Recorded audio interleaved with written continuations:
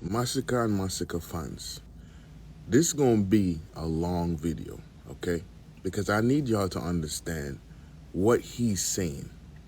Now, I'm not saying Massacre cannot be the king of dancehall. I'm saying Massacre can't be the king of dancehall right now. He can't be the GOAT of dancehall right now. His resume is a little bit too short for that.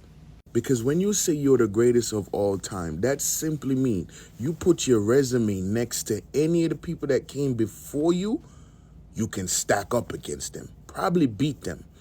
And to be honest, you ain't even beat Beanie Man yet. Your career is kind of shaky next to dudes like Sean Paul and Buju too. As a matter of fact, I wouldn't even say you're better than Movado or Alkaline. But you know which guy can stack his resume against these artists and beat them? Vybz Kartel, Adidja Palmer, the teacher. And don't take this as no disrespect. I'm just telling you the facts. Whenever you say you're the GOAT or something, there's categories that you have to dominate in. There's a criteria that needs to be met, and you haven't met it yet. And one of those fields is dominance. How dominant were you in your field? How long were you dominant for? Did other people fear you? How many battles did you win? Because when you look at Vybz Kartel's resume, he's been dominating the battlefield of dancehall music since he came out with "This a New Millennium, a different thing a gone" till now. On his road to kingship, he fought legends. He went up against gods. He fought an entire army, created an army for himself, and then went up against them.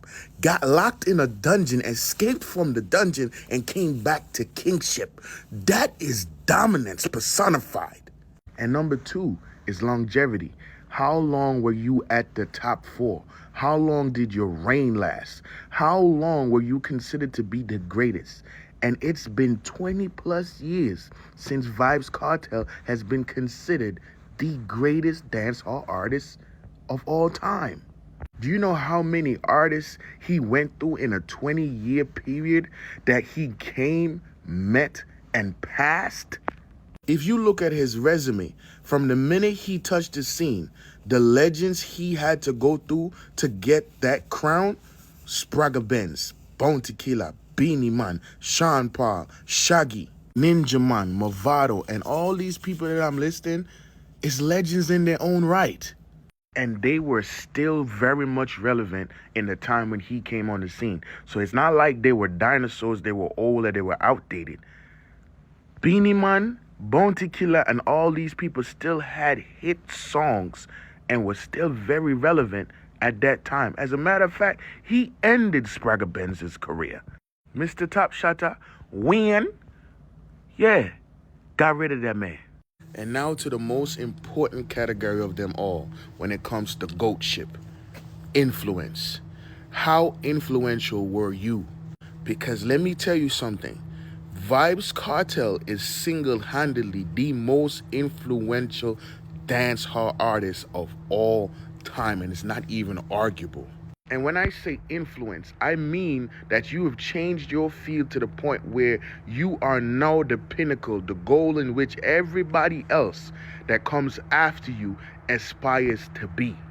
And when you look at all GOATs, they all have done that. Michael Jordan, Pele, Ronaldinho, Biggie, Pac, Michael Jackson, Bob Marley, and Vybz Kartel. Because let's not get this shit twisted. He single-handedly changed dancehall music to what it is today. He's the reason why y'all have tattoos all over your body. He's the reason why y'all sing all these freaked out songs, because Vybz Kartel freaked out dancehall. He made it okay for women to be like, "Me suck wood." Even fashion. You remember clocks? Every time you go into a store and buy a clocks for over $200-300 now, guess what? Blame one person: Vybz Kartel. He had people dressing in straight jeans and fitted everywhere they go with a G-Shock watch. And bleaching might be cool now, but back then it wasn't. He made it cool. The Guzu and the talk about evil and demon and 666 and all that stuff right now in dancehall, it's because of him. He paved the way for all that. He influenced dancehall directly and indirectly. Because guess what? He is the reason why we got Popcorn, Da Vinci, Tommy Lee, and all Black Rhino and all these other artists. He kept dancehall alive when he went to prison. Because of him, we had hits after hits, and dancehall stayed consistent because of artists he brought. And I know y'all probably don't want to admit this, but Alkaline is a student of the teacher. Look at him. Again, Massacre, not saying you can't be the king of dancehall one day, but for right now, you're not it.